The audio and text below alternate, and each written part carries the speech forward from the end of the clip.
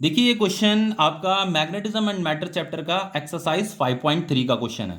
देखो क्वेश्चन में क्या कह रहा है, एक closely wound solenoid of 800 turns and area of cross section, ये एरिया ऑफ क्रॉस सेक्शन दे रखा है सोलोनाइड का, carries A current of 3 ampere, explain the sense in which the solenoid acts like a bar magnet. ठीक है, ये तो आपको पता ही है बच्चों, क्लास 10th से आप पढ़ते हुए आ रहे हो कि जो सोलोनाइड होता है वो बार मैग्नेट की तरह बिहेव करता है। मतलब जैसी मैग्नेटिक फील्ड आपका बार मैग्नेट बनाता है उसी पैटर्न की मैग्नेटिक फील्ड आपका सोलोनाइड भी बनाता है। ठीक है, तो इसे हमें एक्सप्लेन भी करना है। ठीक है, आगे लिखता है यहाँ पे what is associated magnetic moment, और हमें उसका मैग्नेटिक मोमेंट भी बताना है।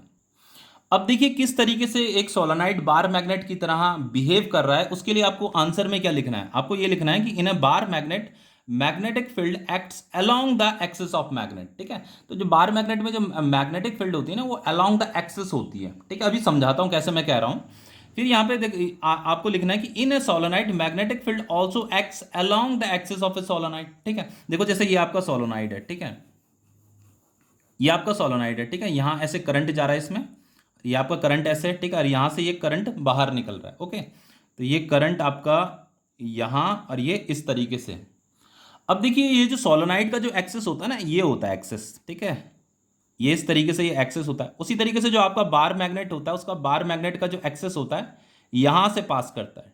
ठीक है, तो इस सोलोनाइड के अंदर जो मैग्नेटिक फील्ड होती है ना वो इस एक्सिस के अलोंग होती है। मैं अंदर की बात कर रहा हूं, बाहर की बात नहीं कर रहा हूं। इस सोलोनाइड के अंदर जो मैग्नेटिक फील्ड होगी वो इस एक्सिस के अलोंग होगी, और इस बार मैग्नेट के अंदर भी जो मैग्नेटिक फील्ड होती है वो एक्सिस के अलोंग होती है। इसीलिए ये लाइन लिखी हुई है यहाँ पे।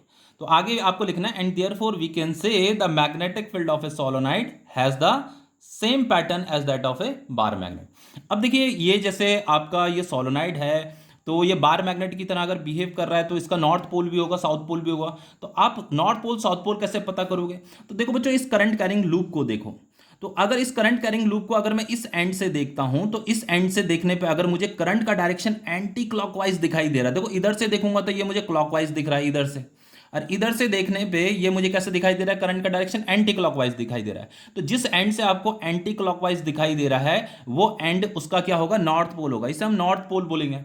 और इस वाले को हम क्या बोलेंगे, साउथ पोल बोलेंगे। समझ में आ रहा है। तो बच्चों जो मैग्नेटिक फील्ड होगी इसके अंदर जो मैग्नेटिक फील्ड होगी वो साउथ से नॉर्थ की तरफ होगी। ठीक है, और इसका जो मैग्नेटिक मोमेंट होगा उसकी डायरेक्शन किधर होगी, from south to north. Magnetic moment की डायरेक्शन तो फ्रॉम साउथ टू नॉर्थ ही होती है।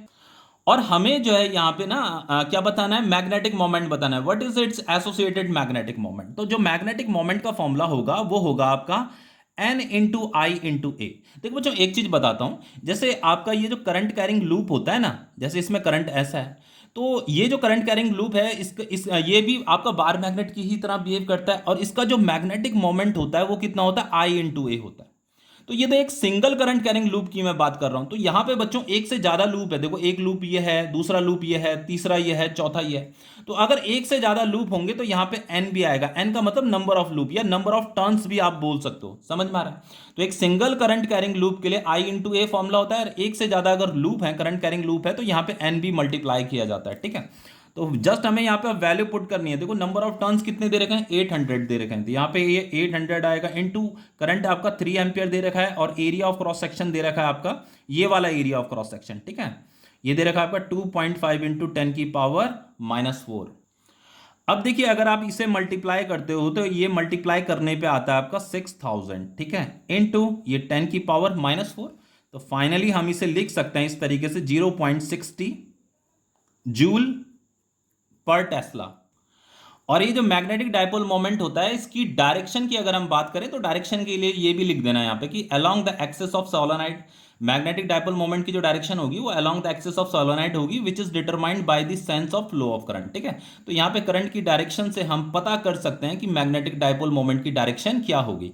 जैसे करंट की डायरेक्शन से हमने पता कर दिया कि यहाँ पे नॉर्थ पोल है, यहाँ पे साउथ पोल है। ठीक है, तो जो मैग्नेटिक डायपोल मोमेंट होता है वो फ्रॉम साउथ टू नॉर्थ होता है और अलोंग द एक्सिस होता है। ठीक है, तो ये क्वेश्चन आपका कंप्लीट हो गया है।